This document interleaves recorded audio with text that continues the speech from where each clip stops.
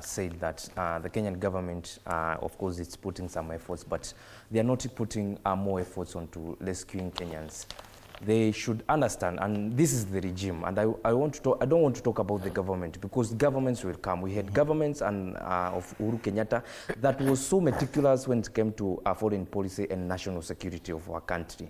But this UDA and Kenya Kwanza regime, it is the worst regime that I have seen since I was so sharp to deal with issues of diplomatic and international relations.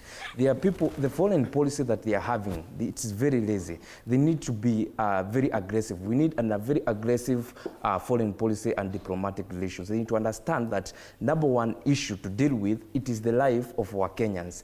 What matters most is not employment or anything as a government when we are exporting even our labor to other nations. But we need to protect that life.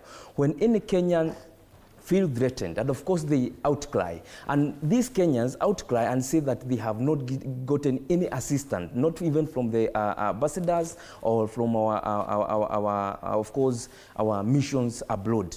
This is a dire need as Kenyans. It is something that we need to take seriously as Kenyans, because we have our brothers and sisters who are in these countries. And if we do not streamline as a regime, if they do not streamline, I can tell you we shall be having a very deteriorating, and our international relations with other nations, of course, will deteriorate. Allow me to welcome the other panelists onto the set. Winfred Asiko is a political analyst. Karibu sana, Winfred. And Jared Oye, who's from the ODM Youth League. Now, we're just examining the safety and welfare of Kenyans beyond our borders, with, of course, Tanzania, what's happening in Tanzania as a best example, the most recent. But we're seeing a trend that this and the speed at which our Foreign Affairs Ministry responds to SOS calls by Kenyans who are undergoing some serious challenges beyond our borders, it has been very slow.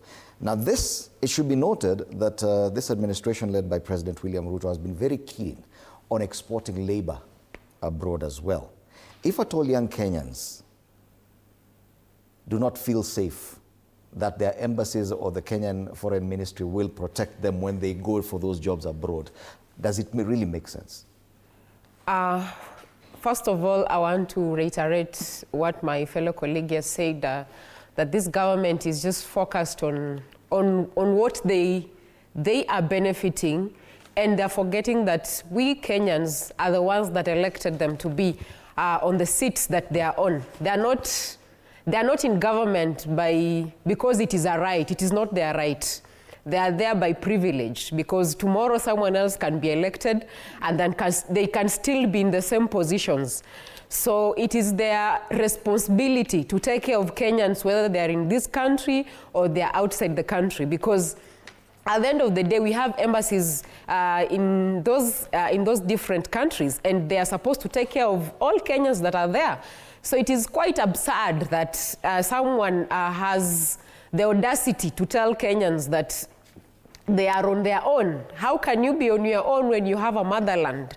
How can you be on your own when you have a president who has a cabinet that has different PSs and different ministers and all that? So we have to call this government to order. First of all, let them take care of Kenyans. They have harassed people for quite a long time. They have harassed the young people for quite a long time, because we all know that the system of this country is biased, and most young people are on their own actually. So how can we be on our own in our own country and still be on our own when we're in other countries? So this is something that really needs to be looked into, and I am really looking at the issue that you have told me, that most young people are going abroad and they're being taken by the Ministry of Foreign Affairs to go work abroad. Yes, going to work is good, but what is the safety of the Kenyans? The safety of the Kenyans should be at the forefront of this government, because I am looking at people who want to ensure that their own children are doing well in other countries. They are learning, they are studying, while the children of the poor people or the children of the middle class or the nobodies in this country are the ones that are now being given out as the sacrificial lambs. So it is quite out of order, and I feel like really this country has a lot to do for the young people. Jared Oye.